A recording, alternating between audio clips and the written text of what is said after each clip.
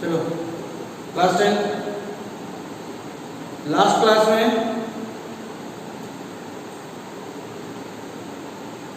हमने exercise 5.2 arithmetic progression में जो एक्सरसाइज 5.2 है उसके क्वेश्चन नंबर 3 के थर्ड पार्ट तक हमने कर लिया था। आज हमें क्वेश्चन नंबर 3 के फोर्थ पार्ट से स्टार्ट करना है। ठीक है, चलो क्वेश्चन नंबर 3 का फोर्थ पार्ट।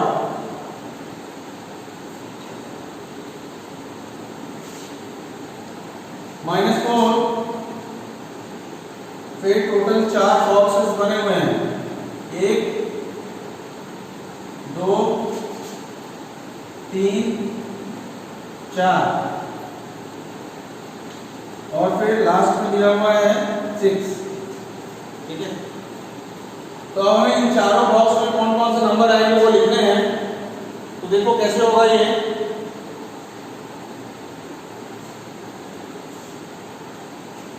टोटल अगर हमसे पूछा जाए कि ये जो नंबर्स दिए गए हैं तो टोटल कितने नंबर्स हैं, कितने टर्म्स हैं, तो 1 2 3 4 5 6 टर्म्स हो जाएंगे टोटल। इसमें जो हमारी n की वैल्यू है वो 6 हो जाएगी क्योंकि 6 टर्म्स है। उसके बाद जो हमारा फर्स्ट टर्म है वो -4 है, यानी कि a = -4 हो जाएगा। ठीक है, a = -4। इस AP का लास्ट टर्म हमें दिया है, आखिरी टर्म 6 है। तो इन जनरल जो जनरल टर्म होता है an, वही हमारा उसी को लास्ट टर्म में भी यूज किया जाता है। यानी कि किसी भी AP का जो जनरल टर्म होता है यानी कि an को ही लास्ट टर्म भी बोला जाता है। तो यहाँ पे an = 6 है और यहाँ पे n की वैल्यू कितनी है, टोटल n की वैल्यू 6 है।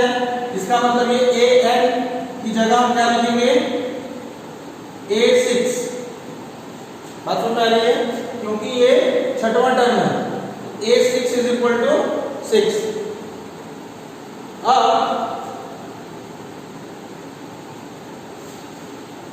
अब हम क्या करें भाई, इस a6 का फॉर्मूला लगाएं। जैसे an = होता है a + n-1 × t, इसी तरह a6 = कितना हो जाएगा, a + 6 - 1 × t। तो ये हो जाएगा भाई a6 = a + 5 × t हो जाएगा। अब इसके बाद a6 की वैल्यू हमें मालूम है कि वो 6 है, तो a6 की जगह हमने 6 रख दिया। = a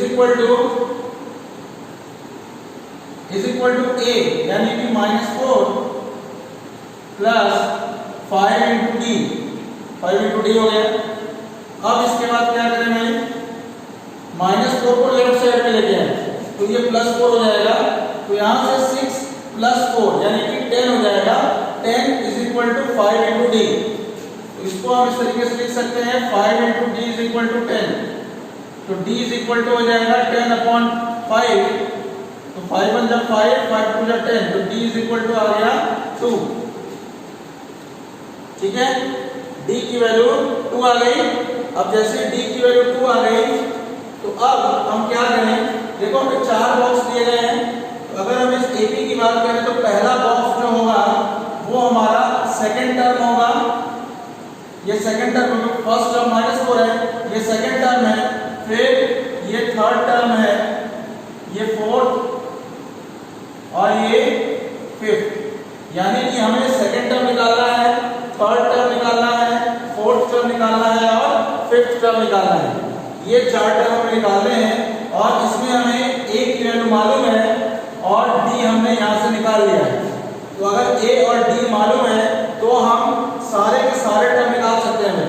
जैसे अगर हमको सेकंड टर्म निकालना है तो सेकंड टर्म को लिखने का तरीका क्या होता है, a2।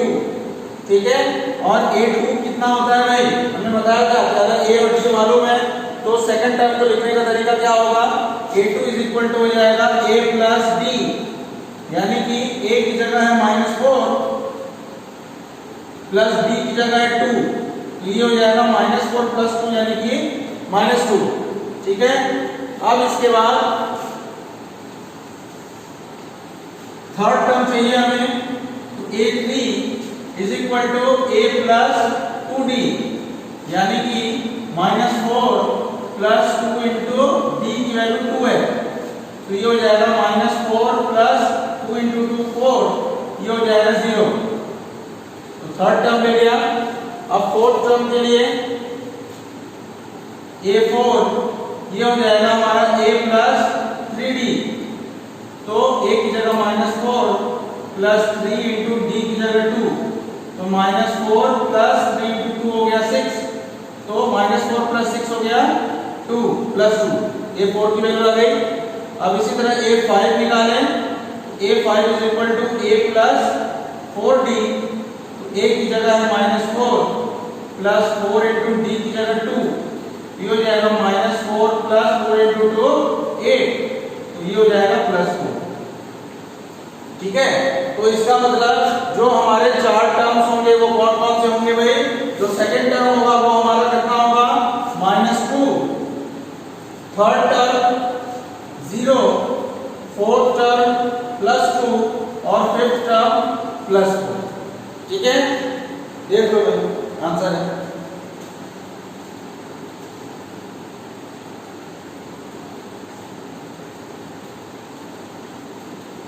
क्लियर? अब आगे चलें।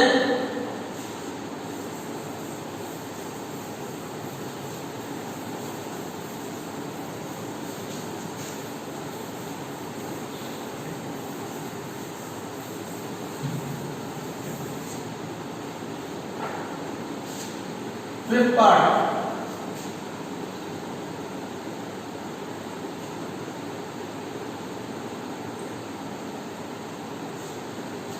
पहले में बॉक्स बना हुआ है, फिर 38, फिर एक बॉक्स, दूसरा बॉक्स, तीसरा बॉक्स और लास्ट में -22।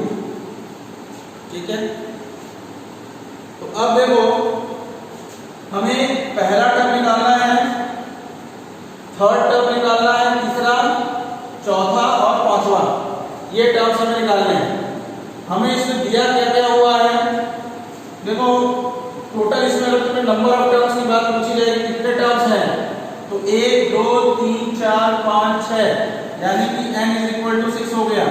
टोटल नंबर ऑफ टर्म्स 6 है, और इसमें भी जो हमारा लास्ट टर्म है, लास्ट टर्म यानी कि छठवां टर्म a6 की वैल्यू गिवन है -22। क्लियर? अब हम क्या करें, फर्स्ट टर्म को सपोज हम a मान लें, फर्स्ट टर्म को क्या मान लें भाई? a मान लें। तो अगर हम फर्स्ट टर्म को a मानते हैं तो d = क्या हो जाएगा? Succeeding term minus preceding term, यानी कि d = हो जाएगा 38 - a, तो d की जगह हम लिख सकते हैं 38 - a। क्लियर? अब हम a6 का फॉर्मूला लगा दें, तो a6 का फॉर्मूला हो जाएगा कितना भाई? a + 5 × d, a6 = क्या होगा भाई? a + 5d, तो a6 की वैल्यू पुट कर दें, -22 = a की जगह पे a ही रखेंगे प्लस 5 × अब d की जगह पे हम रखेंगे क्या? 38 - a, तो ये हो जाएगा a + 5 × 38, ये कितना होगा भाई? 190, फिर -5 × a और इधर है -22। तो देखो 190 को अगर इस तरफ लेके आए तो -190 हो जाएगा, तो -22 - 190 = a - 5a यानी कि -4a। अब -22 और -190 ये हो जाएगा -212 -4a। देखो माइनस से ये माइनस कैंसिल हो जाएगा और a आ जाएगा 212/4, तो ये कैंसिल होगा तो कितना होगा भाई? 53। ठीक है, तो a हमारा आ गया भाई 53। फर्स्ट टर्म हमारा 53 आ गया, a इज इक्वल टू 53। ठीक है, अब अगर a की वैल्यू 53 आ चुकी है तो हम यहां से d निकाल लें। d इज इक्वल टू क्या होगा भाई, क्योंकि 38 माइनस a है, यानी कि 38 माइनस a की जगह 53, तो 38 माइनस 53 हो जाएगा -15, तो d की वैल्यू आ गई भाई -15। अब हमें a मिल चुका है 53, d मिल चुका है -15, तो हम बाकी ये थर्ड, फोर्थ और फिफ्थ टर्म को निकाल सकते हैं। तो थर्ड टर्म यानी कि a3 इज इक्वल टू क्या फॉर्मूला होगा भाई, a प्लस 2d, क्योंकि जो टर्म होता है उससे एक कम d होता है, तो a3 is equal to a plus 2d। अब a की जगह हम वैल्यू रख दें 53 प्लस 2 इंटू d की जगह रखते हैं हम -15, ये हो जाएगा 53 प्लस 2 इंटू -15 हो जाएगा -30, ये आ जाएगा +23। a3 की वैल्यू हो गई। अब इसी तरह हम a4 निकालें, तो a4 का फॉर्मूला क्या बनेगा भाई, a4 का फॉर्मूला a प्लस 3d, यानी कि a है हमारा 53 प्लस 3 इंटू d की जगह -15, ये हो जाएगा 53, 3 इंटू -15 -45, ये हो जाएगा 8, a4 की वैल्यू। और a5 अगर हम निकालें तो ये होगा a प्लस 4d, यानी कि a की जगह 53 प्लस 4 इंटू d की जगह -15, तो 53 4 इंटू -15 हो जाएगा -60, -7, a5 की वैल्यू। ठीक, तो देखो भाई फर्स्ट टर्म 53 आ गया, थर्ड टर्म हमारा 23 आ गया, फोर्थ टर्म 8 और फिफ्थ टर्म -7। ठीक है, ये हमारा आंसर हो जाएगा। क्लियर?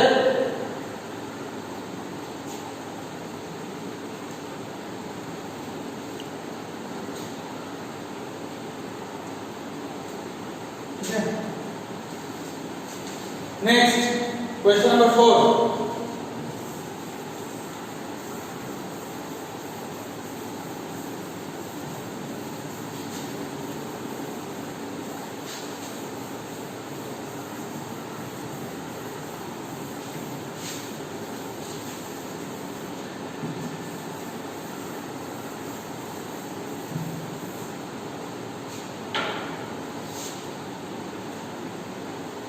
ठीक है, अब क्वेश्चन नंबर 4 पे चलें।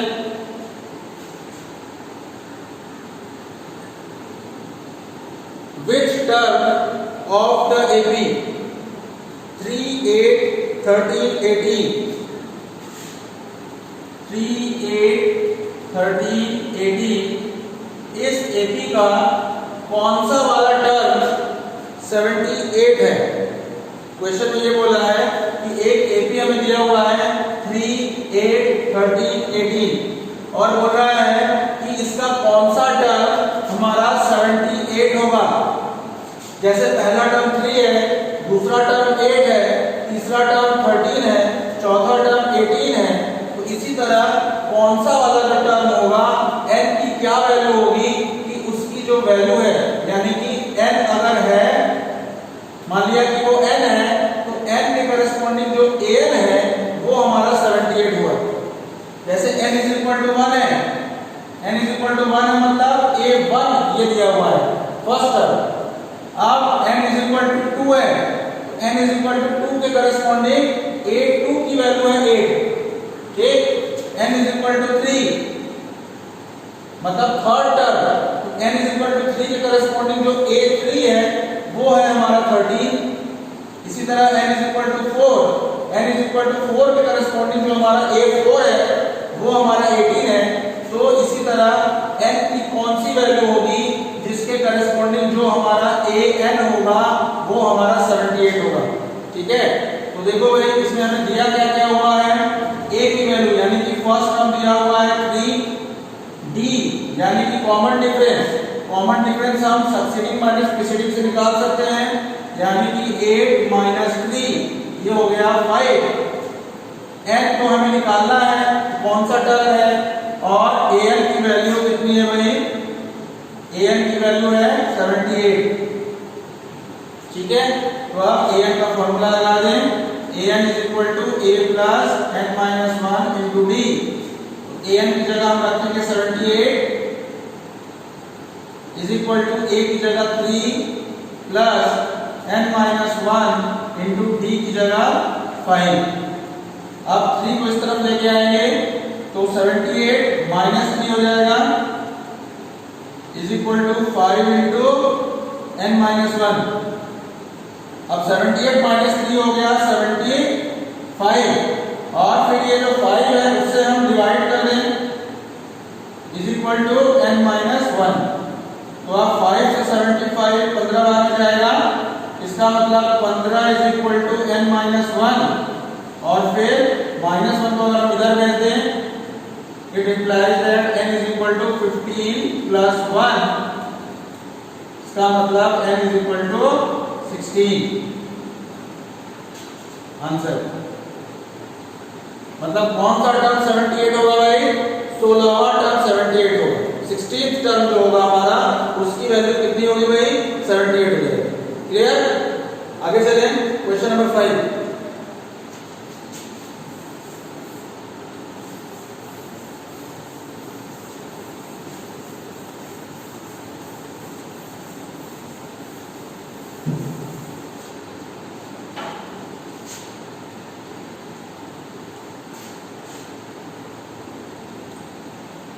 क्वेश्चन नंबर 5 है, find the number of terms in each of the following APs. अब नंबर ऑफ टर्म्स पूछ रहा है मतलब हमें क्या निकालना है भाई, n की वैल्यू निकालनी है। ठीक है, तो जैसे फर्स्ट पार्ट में देखो 7, 13, 19 डॉट डॉट डॉट कॉमा 205। ठीक है, तो इसमें देखो ये एपी में दिया हुआ है और बोल रहा है कि n की वैल्यू, नंबर ऑफ टर्म्स निकालना है मतलब n की वैल्यू निकालनी है। तो हमें दिया क्या हुआ है, a की वैल्यू गिवन है 7, d इज इक्वल टू हम सबसिडिंग माइनस प्रीसीडिंग से निकाल लें, यानी कि 13 माइनस 7 ये हो गया +6। अब देखो जो n की वैल्यू है वो हमें निकालनी है, और इसी n के करस्पॉन्डिंग जो हमारा an है, यानी कि जो लास्ट टर्म है वो हमारा कितना है 205।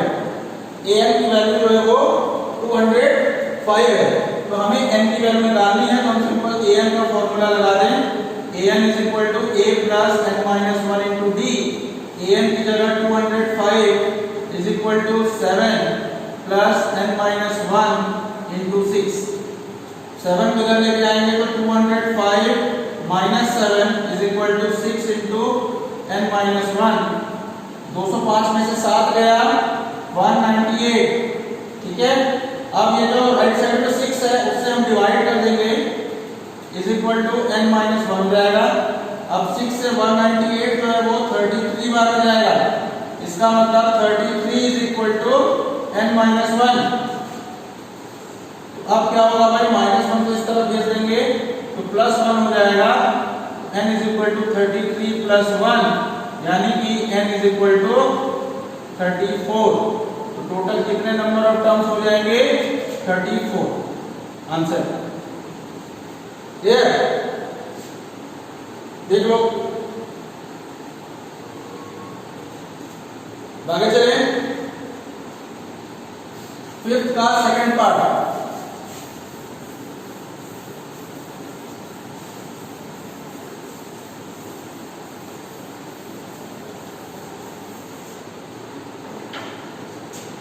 फिफ्थ का सेकंड पार्ट।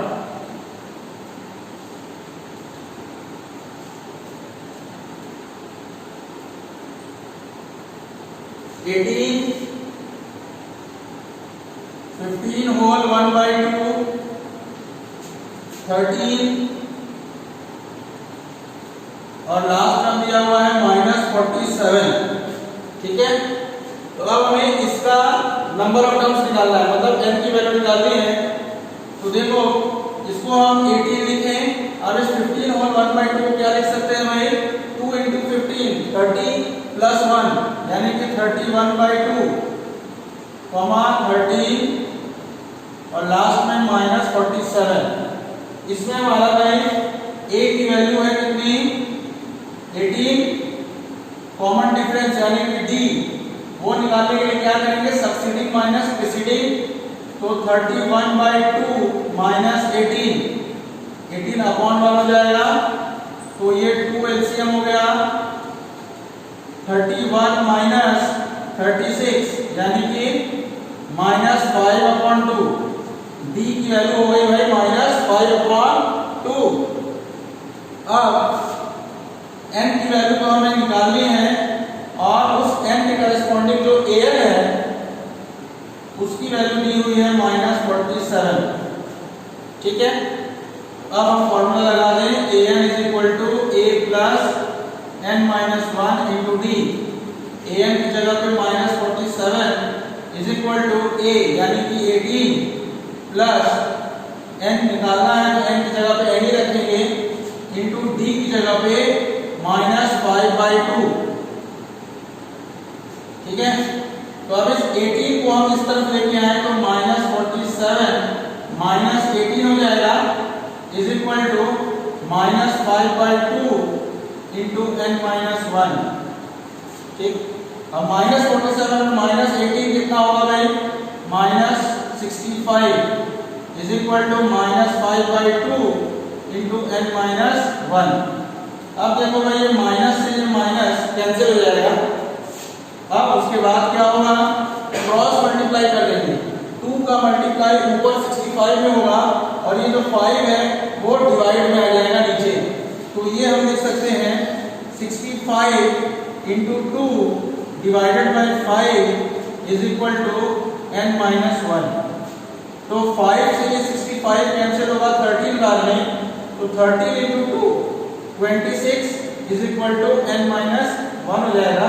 फिर -1 को हम इस तरफ लेके आएंगे तो +1 हो जाएगा यानी कि n = 26 + 1।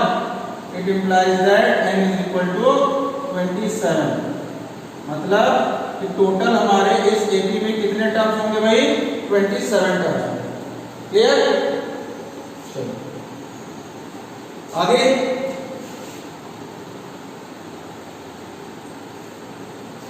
Question number 6।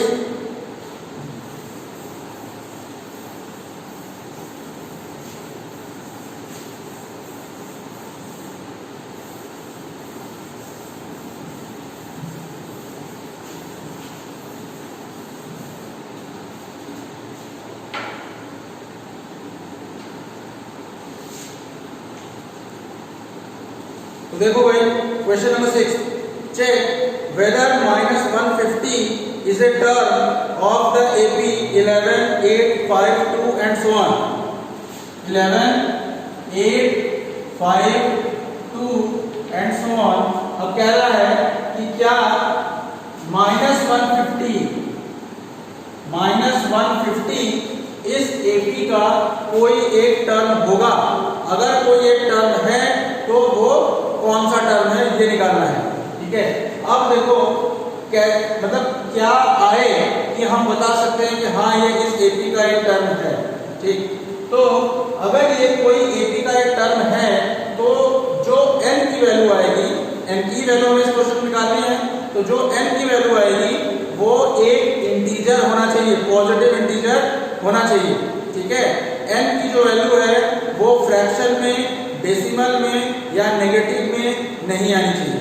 अगर n की वैल्यू माइनस में आती है या फ्रैक्शन में आता है या फिर पॉइंट में आता है, डेसिमल में आता है, तो हम कहेंगे कि -150 इस एपी का कोई भी टर्म नहीं होगा। ठीक है, अगर n की वैल्यू हमारी कुछ पॉजिटिव टर्म आती है तो ही हम कहेंगे कि -150 इस एपी का एक टर्म होगा। क्लियर, तो चलो n की वैल्यू निकालते हैं। इसके लिए देखो क्या क्या दिया हुआ है। फर्स्ट टर्म दिया हुआ है यानी कि a = 11 दिया हुआ है, d = सक्सीडिंग माइनस प्रीसीडिंग करेंगे तो 8 - 11 यानी कि -3 और n की वैल्यू हमें निकालनी है और उस n के करस्पॉन्डिंग जो an है वो हमारा -150 है। ठीक, अब an का फॉर्मूला लगाएंगे। an = a + n-1 × d। an की जगह पे -150 इज इक्वल टू a की जगह पे 11 प्लस n की जगह पे n-1 क्योंकि n तो हमें निकालना है इंटू d की जगह पे -3। ठीक है, अब इस 11 को इस तरफ लेके आए हम तो -150 - 11 is equal to -3 into n-1 तो ये हो जाएगा -161 is equal to -3 into n-1 तो माइनस से ये माइनस कैंसिल हो जाएगा तो अब 161 और 3 से डिवाइड कर देंगे इज इक्वल टू n-1। ठीक है, तो अब हम 161 को अगर 3 से डिवाइड करें तो ये कितना आएगा भाई 3 × 5 = 15 1 1 यानी कि 3 3 = 9 2 0 देखो पॉइंट में आ रहा है 3 6 = 18। ठीक ना, तो इसका मतलब 53.6 इज इक्वल टू n-1।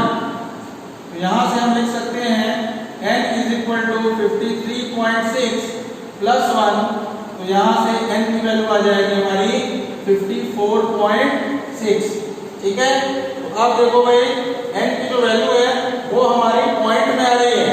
ठीक, और हमने बोला था कि अगर n की वैल्यू पॉइंट में आए या फिर अगर फ्रैक्शन में आए या फिर वो नेगेटिव हो तो फिर वो जो -150 है वो उस AP का टर्म नहीं होगा। इसका मतलब क्योंकि n हमारा पॉइंट में आ रहा है therefore -150 is not a term of the given AP of the given AP। ठीक है, आंसर समझ में आ रहा है भाई कि -150 जो है वो इस AP का कोई भी टर्म नहीं होगा। क्लियर, चलो अब आगे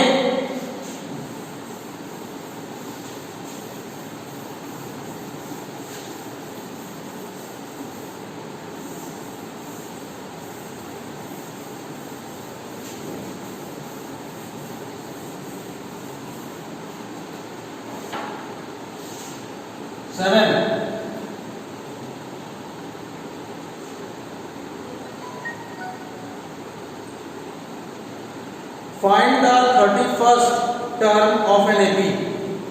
31वां टर्म हमें उस AP का बताना है whose 11th term is 38 and the 16th term is 73। तो देखो हमें अगर 31st टर्म बताना है इसका मतलब हमें A31 बताना है भाई। ठीक है, A31 की वैल्यू निकालनी है। A31 को ही हम क्या बोलेंगे 31st टर्म और उसमें हमें दिया क्या हुआ है whose 11th term is 38। 11th term को हम लिखेंगे क्या A11 तो A11 की वैल्यू दी हुई है 38 और 16th टर्म is 73 यानी कि A16 is equal to 73 दिया हुआ है। मतलब ये दो चीज दिया हुआ है और हमें ये A31 निकालना है। तो देखो A31 का मतलब क्या होगा A plus n-1 into d होता है यानी कि 31 - 1 into d तो A31 is equal to A plus 30 into d हो जाएगा। ठीक है, इसको इक्वेशन नंबर 1 बना के छोड़ दो। अगर हमें A की वैल्यू मालूम हो और D की वैल्यू मालूम हो तो हम इस इक्वेशन नंबर 1 में पुट कर देंगे तो हमें A31 की वैल्यू मिल जाएगी। ठीक है, अब जो मेरा मेन काम है वो ये है कि A की वैल्यू कैसे निकालें और D की वैल्यू कैसे निकालें। ठीक है ना, और इन्हीं दोनों के लिए हमें इन दोनों चीज की जरूरत पड़ेगी A11 और A16 की। ठीक, तो A11 का मतलब क्या हो जाएगा भाई A11 का अगर हम फॉर्मूला लिखें तो क्या होगा A plus 10 into D। ठीक है ना, A11 is equal to होगा A plus 10 into D और ये कितना दिया हुआ है 38 के बराबर दिया हुआ है। इसके अलावा A16 भी दिया हुआ है हमें A16 is equal to A plus 15 D हो जाएगा और इसकी वैल्यू है 73। अब इन दोनों इक्वेशंस को सॉल्व करके हम A और D की वैल्यू निकाल लें।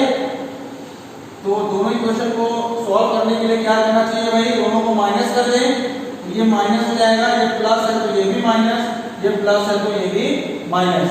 तो a माइनस a दोनों को ऐड कर देंगे, कैंसिल हो जाएगा। 10 into D minus 15 into D, यानी कि minus 5 into D is equal to 38 minus 73, ये हो जाएगा कितना भाई, माइनस 35।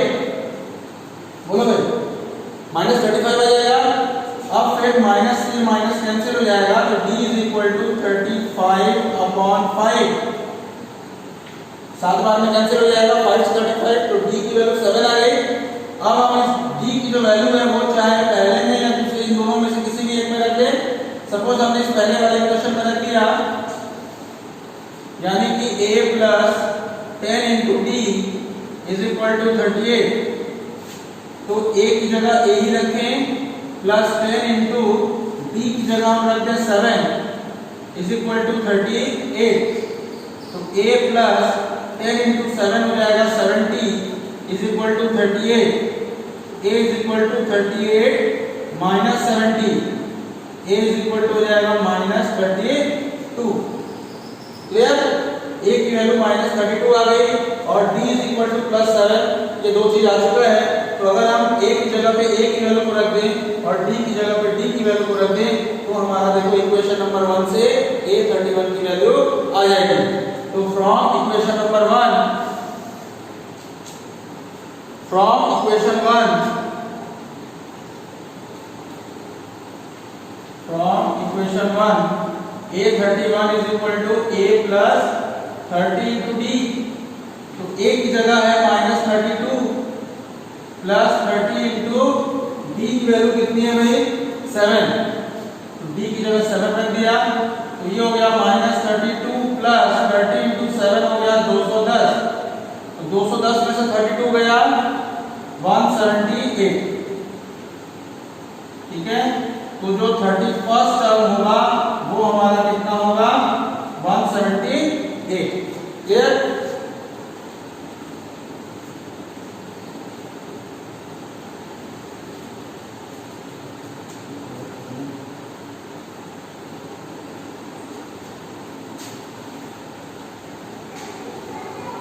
चलो आगे क्वेश्चन नंबर 8।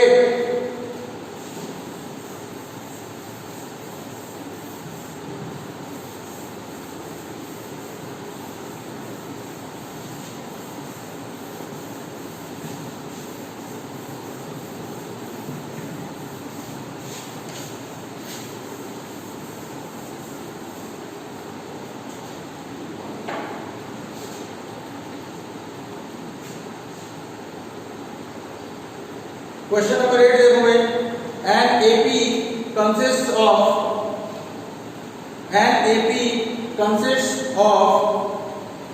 50 terms, टोटल उसमें 50 टर्म है, of which third term is 12 and the last term is 106, to find the 29th terms। अब देखो इसमें क्या कर रहा है कि an AP consists of 50 terms, यानी कि n इज इक्वल टू दिया हुआ है 50, टोटल इसमें 50 टर्म्स हैं, जिसमें कि थर्ड टर्म इज 12, यानी कि a3 इज इक्वल टू 12 है, एंड द लास्ट टर्म देखो इसमें टोटल 50 टर्म है, तो जो लास्ट टर्म होगा वो कौन सा वाला टर्म होगा, 50वां टर्म होगा, यानी कि a50 इज इक्वल टू दिया हुआ है कितना, 106। ठीक है, तो हमें निकालना क्या है, फाइंड द 29th टर्म, यानी कि a29 की वैल्यू हमें निकालनी है। किस चीज की वैल्यू निकालनी है भाई, a29 की वैल्यू हमें निकालनी है। तो अब हम क्या करें, देखो सबसे पहले जो हमें a29 अगर निकालना है तो a29 का मतलब क्या होगा, a प्लस 28 इंटू डी, ठीक ना। a29 का मतलब कितना हो गया भाई, a प्लस 28 इंटू डी। इसको सपोज हमने इक्वेशन नंबर 1 बना लिया, अगर हमें a मिल जाए और d मिल जाए तो हम इस इक्वेशन नंबर 1 में पुट कर देंगे और हमें a29 मिल जाएगा। अब a और d निकालने के लिए जो ये तीन चीजें दी हुई हैं इनका हम इस्तेमाल करेंगे। अब देखो a3 इज इक्वल टू 12 है, इसका मतलब a3 का वैल्यू मतलब a3 का फॉर्मूला क्या होगा, a प्लस 2d, और ये दिया हुआ है 12 के बराबर,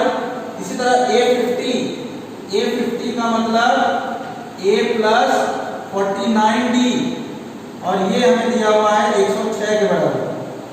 अब फिर इन दोनों को सॉल्व करें और इससे a और d की वैल्यू निकाल लें, ठीक है ना। तो आप देखो दोनों प्लस में है, a है तो माइनस कर दें, तीनों माइनस हो जाएंगे, a माइनस से दोनों को ऐड करेंगे तो ये कैंसिल हो जाएगा। उसके बाद 2d माइनस 49d ये हो जाएगा minus 47d is equal to 12 minus 106 यानी कि माइनस 94।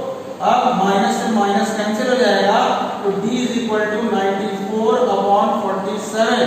तो 47 से 94 दो बार में कैंसिल हो जाएगा तो d इज इक्वल टू आ जाएगा हमारा 2, ठीक है।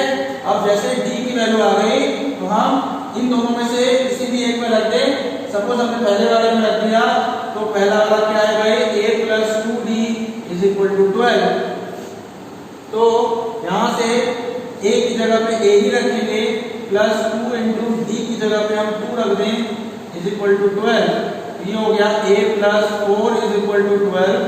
तो a is equal to 12 plus 4 उधर जाएगा तो माइनस 4 तो a इज इक्वल टू हो जाएगा 8, ठीक है। a की वैल्यू आ गई 8। अब इसके बाद a की वैल्यू जब 8 आ गई, अब क्या करें भाई, a मालूम चल गया, d मालूम चल गया, तो अब इक्वेशन नंबर 1 पे चले। From equation 1 a29 is equal to a plus 28 into d। तो अब a की जगह क्या रखें भाई, 8 प्लस 28 इंटू d की जगह भी 2। ये हो जाएगा 8 प्लस 28 इंटू 2 हो जाएगा 56। तो 8 प्लस 56 हो जाएगा 64। तो 829 की वैल्यू हमारी कितनी आ गई भाई, 64